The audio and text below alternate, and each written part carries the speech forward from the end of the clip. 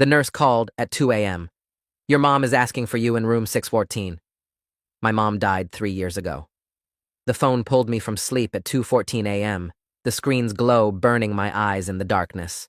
I answered without thinking, my voice thick and confused. Hello? The woman on the other end spoke with practiced calm, the kind of voice that delivers bad news for a living. Is this Nathan Pruitt? This is Grace Kimball, night nurse at Riverside Medical Center. Your mother is asking for you. She's in room 614 and becoming quite agitated. She says she won't settle until she sees you. I sat up, my brain struggling to process words that made no sense. I'm sorry, what? There must be a mistake. No mistake, Mr. Pruitt. Patricia Pruitt, date of birth, March 15th, 1961. She was admitted this evening with cardiac symptoms. She's stable now. But she's very insistent about seeing you. She says you're her son. My mouth went dry. The room felt like it was tilting. That's impossible. My mother died 3 years ago. I buried her myself. The silence on the other end stretched too long. When the nurse spoke again, her voice had changed, losing some of its professional certainty. Sir, I'm looking at her chart right now. Patricia Pruitt, admitted at 9:37 p.m. with chest pains and arrhythmia. She's 63 years old. She has your name listed as her emergency contact with this phone number. Are you saying you're not her son? I threw off the covers, my heart pounding. I'm saying my mother, Patricia Pruitt, died of pancreatic cancer on November 8th, 3 years ago. I was with her when she died. I planned her funeral. I scattered her ashes at Lake Monroe like she wanted. So whoever is in that hospital room claiming to be my mother is lying, and you need to call the police right now. Another pause. I could hear voices in the background, the beeping of monitors, the ambient noise of a hospital at night. Mr. Pruitt, I understand this is confusing, but the woman in room 614 has identification. She has a driver's license, insurance cards, everything. And she knows things about you. Your birthday, where you work, your ex-wife's name. She's very convincing. I was already pulling on jeans, searching for my shoes in the dark. I'm coming there right now. Do not let her leave. Something is very wrong here. I hung up before she could respond and stood in my bedroom, hands shaking, trying to make sense of what I'd just heard. Someone was in a hospital, claiming to be my dead mother, and apparently doing it well enough to fool medical professionals. My mind raced through possibilities: identity theft, fraud, some kind of scam targeting me specifically. But how did they know so much? How did they have her information, her identification? I'd canceled everything after she died, closed her accounts, handled all the paperwork myself. I grabbed my wallet and keys, then paused. If someone was impersonating my mother, this was more than just a confused hospital mix-up. This was criminal. I needed to be smart about this. I took photos of my mother's death certificate, which I kept in a file cabinet with other important documents. I screenshot the obituary from the funeral home's website. I found the folder with the cremation paperwork and photographed every page. Then I drove to Riverside Medical Center with my phone, recording a voice memo, documenting everything as it happened. The emergency room was quiet at this hour, just a few people in the waiting area and tired staff moving through their routines. I approached the desk, trying to keep my voice steady. I'm Nathan Pruitt. I got a call about my mother in room 614, but there's been a serious mistake. The woman in that room cannot be my mother because my mother is dead. The receptionist, a young man with kind eyes and exhaustion written across his face, looked at me with concern. Let me get the charge nurse for you. He picked up the phone and spoke quietly, then gestured toward a set of doors. She's coming out to talk to you. The nurse who emerged was the same one I'd spoken to on the phone, Grace Kimball, according to her badge. She was in her 50s with graying hair and an expression that suggested she'd seen enough strange things in hospitals to not be easily rattled. But this situation had clearly rattled her. Mr. Pruitt, I'm glad you came. This is a very unusual situation. The patient in 614 insists she's Patricia Pruitt, and she has documentation to support it. But if what you're saying is true, we have a much bigger problem. Would you be willing to look at her from the doorway? You don't have to go in or speak to her. I followed her through the corridors, my stomach churning with dread and confusion. What would I see? An elderly stranger? Someone who vaguely resembled my mother? A professional con artist who'd studied photos of her? We stopped outside room 614. The door was partially open, and I could see a figure in the hospital bed, hooked up to an IV and a heart monitor.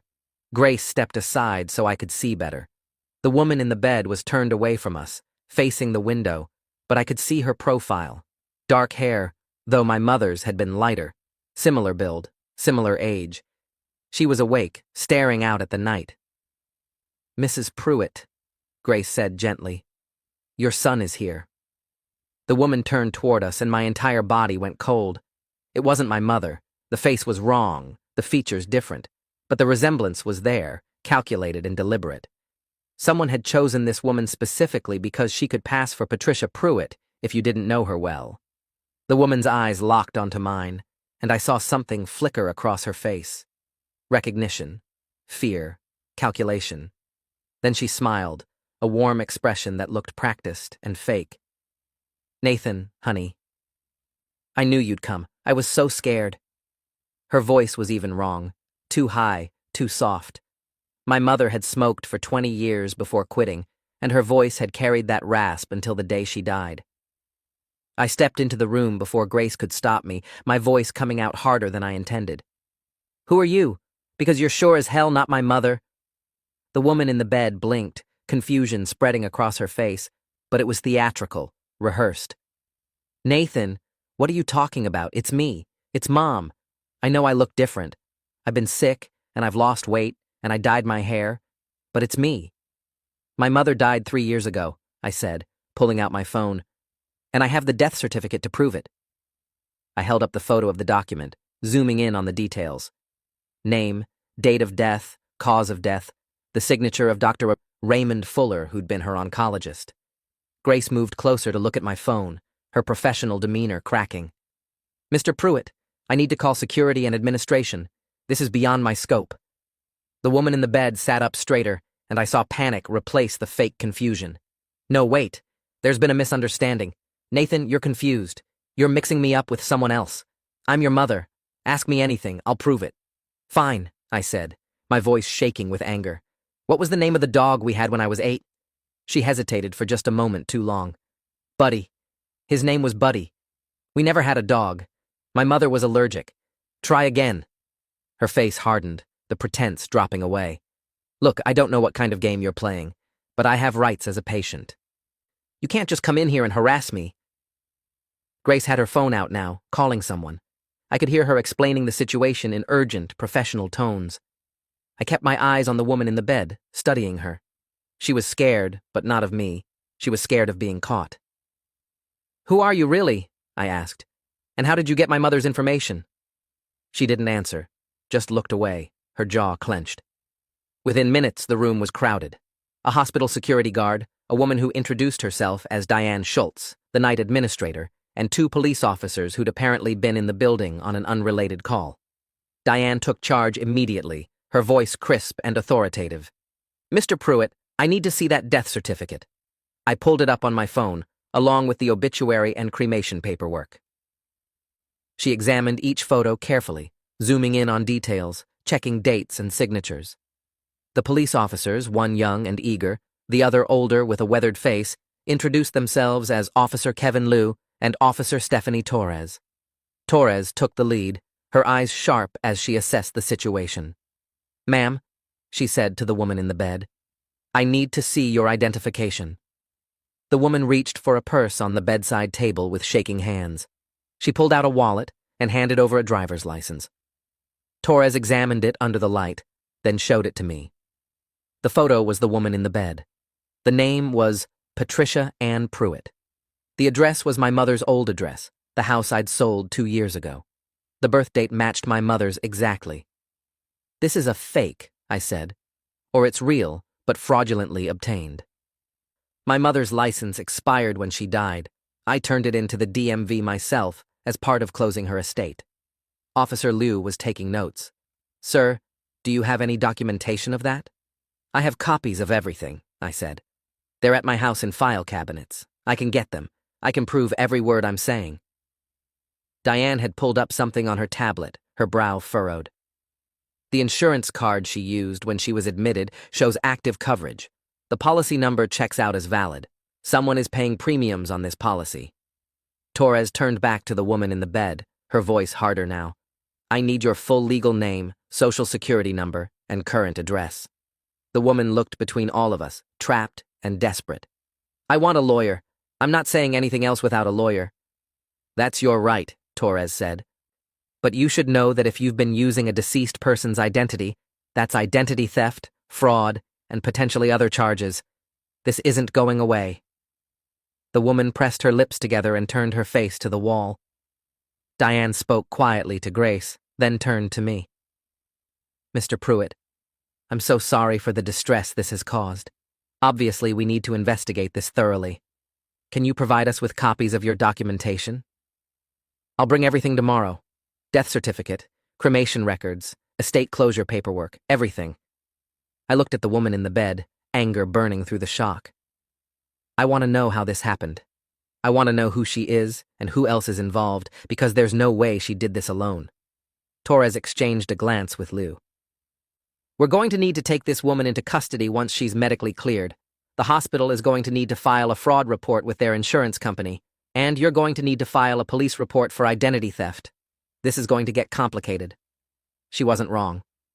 Over the next 6 hours, as dawn broke over the city, I sat in the hospital's administrative office with Diane Schultz and a detective who'd been called in, Matthew Carlson, from the fraud division. Carlson was in his early 40s, balding, with the tired eyes of someone who'd seen every scam imaginable. He recorded my statement while I walked him through everything.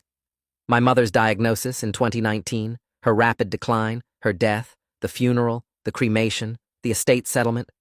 I showed him photos of her in her final weeks, gaunt and hairless from chemotherapy. Nothing like the woman in room 614. This is sophisticated, Carlson said, making notes. Whoever set this up had access to a lot of information. They got a real driver's license issued, which means they got past DMV verification. They reactivated her insurance policy, which means they convinced the insurance company she was alive. That takes skills and inside knowledge. Inside knowledge of what? I asked. Carlson leaned back in his chair. The death record system. See, when someone dies, there's supposed to be a chain of reporting. The doctor files the death certificate. It goes to the state vital records office. They're supposed to flag it in the Social Security database, which then gets shared with other agencies. But there are gaps, delays, sometimes failures in that system. And if someone knows how to exploit those gaps, they can resurrect a dead person's identity before the system catches up. You're saying this is organized? Like a ring of people doing this? I'm saying it's a possibility we need to investigate. One person working alone would have a hard time pulling this off. But a group with connections to the DMV, insurance companies, maybe even the Vital Records Office, they could do this systematically. The thought made me sick. How many other families are going through this? How many other dead people are walking around out there? That's what we're going to find out, Carlson said. Starting with the woman in that hospital room. Once she's medically stable, she'll be arrested and processed. We'll get her fingerprints, run her through the system, find out who she really is. Then we lean on her to give up her accomplices. I went home at 7 a.m., exhausted and furious. My apartment felt too quiet, too normal for what I'd just experienced. I made coffee and sat at my kitchen table, staring at my mother's death certificate on my phone screen. 3 years. I'd grieved for 3 years, moved on with my life as much as anyone moves on from losing their last parent. And now someone had violated that grief, weaponized it, turned my mother's identity into a commodity to be bought and sold and used. I started making calls. First to my bank, to put alerts on my accounts and check for any suspicious activity linked to my mother's old information. Then to the Social Security Administration, to report the fraud. Then to the 3 credit bureaus, to freeze my mother's credit and flag her Social Security number as belonging to a deceased person. Each call was an hour of hold music, confused representatives, and eventually transfers to fraud departments. Everyone wanted documentation. Everyone wanted details. I emailed photos of the death certificate so many times I lost count. By noon, I'd discovered the scope of the damage. Someone had been collecting my mother's Social Security survivor benefits for the past 18 months. Someone had taken out 2 credit cards in her name. Someone had a checking account at a bank I'd never heard of, actively being used for transactions. The fraud was extensive and ongoing. Detective Carlson called me at 2 p.m. "The woman in the hospital is awake and stable. We're taking her into custody now. She's still not talking, but we got her fingerprints. Her real name is Lorraine Vasquez, age 61, originally from New Mexico. She has a record: fraud, identity theft, forgery, going back 15 years. She's been arrested 4 times in 3 different states, served time twice." "So she's a career criminal," I said. "Professional identity thief, specifically targeting deceased people. She's good at it too. She's been living as your mother for at least 18 months that we can confirm, probably longer. She's been careful, keeping a low profile, only using the identity for financial transactions. Last night's hospital visit might have been legitimate chest pains, or she might have been trying to establish medical history to support the identity. Either way, it blew up in her face when the nurse called you." "What happens now?" I asked. Carlson's voice was grim. "Now we build the case. I'm getting warrants for her financial records, her residence, her phone records. We need to find out who else is involved. Identity theft rings usually have multiple layers. People who steal the information, people who create the fake documents, people who use the identities. Lorraine is probably just one piece." I spent the afternoon at the police station, filing formal reports and providing copies of all my documentation. The detective who took my statement, Julia Hammond, specialized in financial crimes. She was in her 30s, sharp and focused, and she asked questions I hadn't even thought of. "Did your mother have any hospital visits before she died? Any recent medical records?" "She was in and out of hospitals for months during treatment," I said. "Cancer care at University Medical Center, mostly." "That's a potential leak point," Hammond said. "Medical records get accessed by a lot of people: administrators, billing specialists, insurance coordinators. If someone in that system wanted to harvest patient information, especially patients who were terminal, they'd have everything they needed: names, birthdays, social security numbers, addresses, insurance information." The idea that someone had looked at my dying mother and seen a business opportunity made me want to put my fist through a wall. "How do we find out if that's what happened?" "We subpoena records. We look at who accessed your mother's file and when. We cross-reference with other victims, because if this is systematic, your mother won't be the only one." Over the next week, I became an expert in identity theft recovery. I learned terms like affidavit of fraud, credit freeze, DMV fraud alert, and police case number. I spent hours on phone calls, navigating bureaucracies, explaining the same story over and over. The credit card companies wanted copies of the police report. The Social Security Administration wanted notarized statements. The insurance company wanted proof of death and proof of fraud before they'd stop paying claims on the resurrected policy. Every night, I came home exhausted, my throat raw from talking, my patience worn to nothing. My ex-wife, Claire, called after seeing something about the case on local news. "Nathan, I just saw. Are you okay?" "I'm managing," I said. "It's a nightmare, but I'm dealing with it." "Do you need anything? I mean, I know we're not together anymore, but this is insane. Someone impersonating your mom." Her voice was kind, genuinely concerned, and it made my chest tight. Claire and I had divorced 2 years ago, not because we hated each other, but because grief had made me impossible to live with. My mother's death had shattered something in me, and Claire had tried to hold the pieces together until she couldn't anymore. "I'll be fine," I said. "The police are handling it. They arrested the woman who was pretending to be her."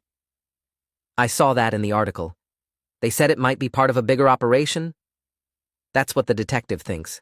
They're investigating." We talked for a few more minutes, careful and polite, then said goodbye. After I hung up, I sat in the dark, thinking about how loss ripples outward in ways you can't predict. My mother's death had cost me my marriage. Now her stolen identity was costing me my peace of mind, my time, and my faith in systems I'd trusted to keep accurate records of basic facts like who was alive and who was dead. Detective Carlson called on a Friday evening, his voice carrying an edge of excitement. "We got a break. Lorraine's apartment was full of documents: IDs, social security cards, medical records, all belonging to different dead people. We're talking dozens of identities. And we found correspondence, emails, between her and at least 2 other people coordinating the operation. One of them works at a medical records company that contracts with hospitals across the state. We're bringing her in tomorrow. Did you find out how they got my mother's information? I asked. We did. Your mother's medical records were accessed by an employee named Kathleen Ortiz 9 times in the 3 months before her death, and 14 times in the 6 months after. Ortiz doesn't work in oncology. She works in billing administration. She had no legitimate reason to access those files. So she was harvesting terminal patients' information and selling it? That's what it looks like. We're executing a search warrant at her house tomorrow morning, and we're coordinating with other jurisdictions because this might be multi-state. I felt a savage satisfaction that they were closing in, but also a bone-deep weariness. How many dead people are being used like this? We've identified 38 so far, just from what we found in Lorraine's apartment. We're contacting the families now. Most of them have no idea. The fraud is usually small-scale enough to fly under the radar. A few $1,000s in benefits here, a couple of credit cards there. Spread across dozens of identities, it adds up to serious money without triggering major alarms. The news broke on Monday. Multi-state identity theft ring targeting deceased patients busted. The headlines were everywhere. My name wasn't mentioned, thankfully, but the details were close enough that people who knew me could connect the dots. My phone started ringing with friends and distant relatives who'd heard about it, all wanting to know if I was okay, if it was true, if my mother had really been impersonated. I stopped answering. Instead, I focused on the growing investigation. Detective Carlson kept me updated as the case expanded. Kathleen Ortiz was arrested at her home, her computers and files seized. A third person, a man named Gerald Finch, who worked at a DMV satellite office, was arrested for fraudulently issuing driver's licenses to identity thieves. The operation had been running for at least 5 years. The amount stolen was still being calculated, but early estimates put it over $2 million across all the fake identities. The human cost was harder to quantify. I attended a victims meeting organized by the district attorney's office, where I met other people whose dead family members had been resurrected for profit. There was a woman whose husband had been dead for 7 years, only to discover someone had been using his identity to rent apartments. A man whose infant daughter had died 20 years ago, whose social security number had been used to open bank accounts and apply for loans. A couple whose son had died in a car accident, whose identity had been used to file fraudulent tax returns. We sat in a conference room at the courthouse, a grief support group bound by a violation none of us had imagined possible. The prosecutor assigned to the case, Amanda Wright, walked us through what would happen next. She was in her late 30s, with steel in her voice and genuine anger at what had been done. These people exploited your grief and your trust in systems that are supposed to protect you. They bet that you wouldn't notice, wouldn't check, wouldn't fight back. They were wrong. We're going to prosecute this to the fullest extent of the law. Lorraine Vasquez, Kathleen Ortiz, and Gerald Finch are all facing multiple felony charges. Identity theft, fraud, conspiracy, computer crimes, forgery. We're talking decades in prison if convicted. What about the money? Someone asked. Can we get it back? Restitution will be part of any plea deal or sentence, Wright said. But I have to be honest with you, most of the money is gone. These operations spend what they steal. You'll get something back, but probably not everything. The real justice here is making sure they can't do this to anyone else. The trial took 8 months to get to court. In that time, I rebuilt my life around the constant bureaucratic nightmare of undoing the fraud. I had to get new copies of my mother's death certificate with special fraud alerts attached. I had to file paperwork with every government agency that had ever issued her documentation. I had to dispute every fraudulent charge, every fake account, every false claim made in her name. The process was exhausting and dehumanizing. Every form I filled out felt like reliving her death. Every phone call where I had to explain that no, my mother couldn't verify her identity because she was deceased felt like a fresh wound. I developed a kind of dark humor about it. How to Spend a Year Proving Your Mother is Dead, a comprehensive guide. My friends didn't know how to respond to jokes like that, but it was either laugh or scream, and I was tired of screaming. Lorraine Vasquez went to trial first. I attended every day of testimony, sitting in the gallery and watching the prosecutors systematically destroy her defense. The evidence was overwhelming. The fake IDs found in her apartment, the financial records showing money flowing from dead people's accounts into hers, the testimony from hospitality workers who'd interacted with her while she was posing as my mother and others. Her defense attorney tried to argue that she was just a small player, manipulated by the real masterminds.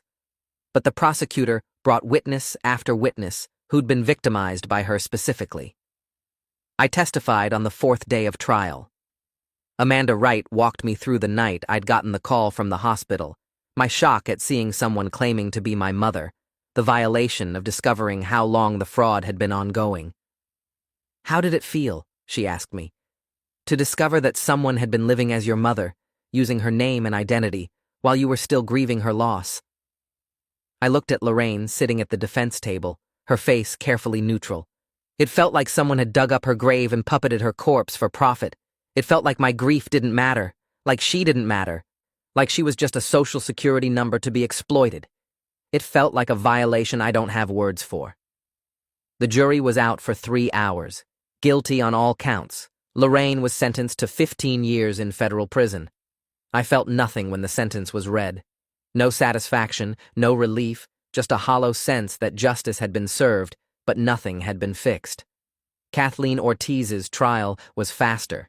She took a plea deal, testifying against Gerald Finch in exchange for a reduced sentence. She got 8 years and permanent loss of her medical records access credentials.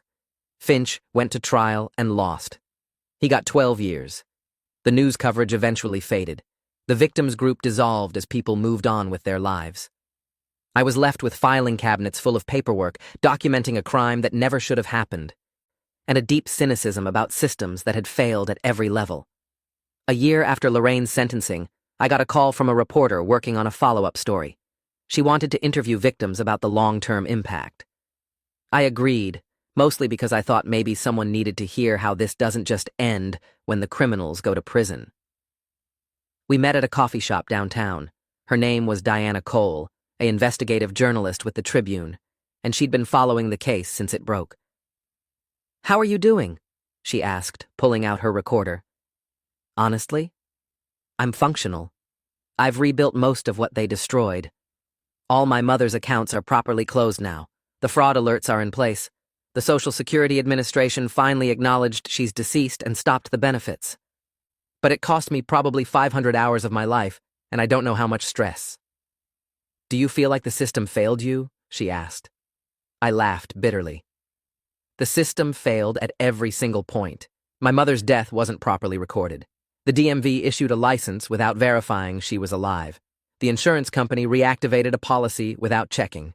The Social Security Administration paid benefits to a dead person for 18 months. The hospital admitted someone without verifying their identity beyond a fake ID. Yeah, the system failed. What would you want to change? Mandatory cross-referencing between death records and government databases in real time. Biometric verification for ID issuance. Better training for hospital staff on identity verification. Actual penalties for agencies that don't follow protocols. Make it harder to resurrect the dead. Diana took notes, nodding. What about the emotional impact? How do you process something like this? I was quiet for a moment, thinking. You know what the worst part is? They stole my grief. For 3 years, I'd been healing, moving forward, learning to live with the loss. Then this happened, and suddenly I was right back in it. Every phone call, every form, every time I had to prove she was dead, I was reliving her death. They didn't just steal her identity, they stole my peace. The article ran the following Sunday with the headline, "Beyond Identity Theft, How Criminal Rings Weaponize Grief." It featured interviews with several victims, including me, and a deep dive into the systematic failures that enabled the crime. It got picked up nationally. I got emails from people across the country sharing their own stories of deceased family members being exploited. Some had gotten justice like me. Others were still fighting. A few had given up entirely, beaten down by bureaucracy and exhaustion. I started answering those emails, offering advice on how to navigate the system, what documentation to gather, which agencies to contact first. It became a kind of informal support network, people helping people through a nightmare that shouldn't exist. 2 years after that phone call at 2 a.m., I was invited to speak at a conference on identity theft and fraud prevention. The audience was full of law enforcement, prosecutors, victim advocates, and policymakers. I stood at a podium and told my story again, but this time with a purpose beyond just bearing witness. The dead can't protect themselves, I said. They depend on systems to safeguard their identities even after they're gone. And those systems are failing. When someone dies, it should trigger automatic alerts across every database, every agency, every institution. There should be no gap where criminals can slip through. We have the technology. We just need the will to implement it. The speech got attention. I was contacted by a nonprofit working on identity theft prevention policy. They asked me to join their board of advisors to help shape legislation that would close the loopholes that had been exploited. I said yes, not because it would undo what happened, but because maybe it could prevent it from happening to someone else. My mother's name became associated with a proposed law, the Patricia Pruitt Identity Protection Act, requiring real-time death record integration across federal and state databases. It's been introduced in 3 states so far. It hasn't passed yet, but it's moving forward, gaining support from victims groups and good government advocates. Claire reached out again, this time asking if I wanted to get coffee. We met on a Saturday morning, the conversation cautious at first, then easier. We talked about what we'd been doing, how we'd changed, what we'd learned. "You seem different," she said. "More focused, less angry." "I'm still angry," I admitted, "but I've given it direction, turned it into something useful." "I'm proud of you," she said. "I mean it. What you're doing, helping people, pushing for changes, your mom would be proud too." The mention of my mother still hurt, but it was a different kind of hurt. Cleaner, somehow. "I hope so," I said. 3 years after that night at the hospital, Lorraine Vasquez sent me a letter from prison. I almost threw it away unopened, but curiosity won. The letter was short, handwritten on prison stationery. "Mr. Pruitt, I know you have no reason to read this or believe anything I say. I don't expect forgiveness. I don't deserve it. But I wanted you to know I'm sorry for what I did to you and your mother's memory. I was part of something terrible and I can't undo it. I've spent 3 years thinking about the people I hurt, the families I violated. I don't know if that means anything to you, but I needed to say it. I'm cooperating with investigators to identify other victims, other operations like the one I was part of. It won't fix what I broke, but maybe it will help." I read the letter twice, then filed it with all the other documents from the case. I didn't respond. I didn't know what I would say. Sorry doesn't resurrect the time I lost or the peace that was stolen, but I kept the letter anyway, a strange coda to the whole nightmare. Last month, I got a call from Detective Carlson, retired now but still following the case. "Thought you'd want to know," he said. "We just closed another identity theft ring, this one operating out of Florida. 52 deceased identities being used. We shut it down based on intelligence from the Vasquez case and new protocols that came out of your advocacy work. You helped make this happen." "How many families?" I asked. 52 that we know of. All of them will be contacted. All the fraud will be unwound. Because the systems are better now. The gaps are smaller. It's not perfect, but it's better." After he hung up, I sat at my desk, looking at the photo of my mother I kept there. It was from before she got sick, smiling at a family barbecue, happy and healthy and alive. "We got them, Mom," I said to the photo. "We're still getting them. The dead can't speak for themselves. They can't file police reports or dispute fraudulent charges or testify in court. They need the living to fight for them, to protect what they left behind, to make sure their identities aren't weaponized against the people they loved." That night at Riverside Medical Center, when a nurse called and said my mother was asking for me, it opened a door into a nightmare I didn't know existed. But walking through that door, fighting back, turning grief into action, it gave me purpose. It gave my mother's death a legacy beyond loss. The Patricia Pruitt Identity Protection Act passed in its first state last week. 2 more are voting on it next month. Every dead person whose identity is protected by that law is a victory. Every family spared this nightmare is proof that pain can be transformed into change. I still miss my mother every day. I still grieve what was lost. But now, when I think of her, I don't just think about her death.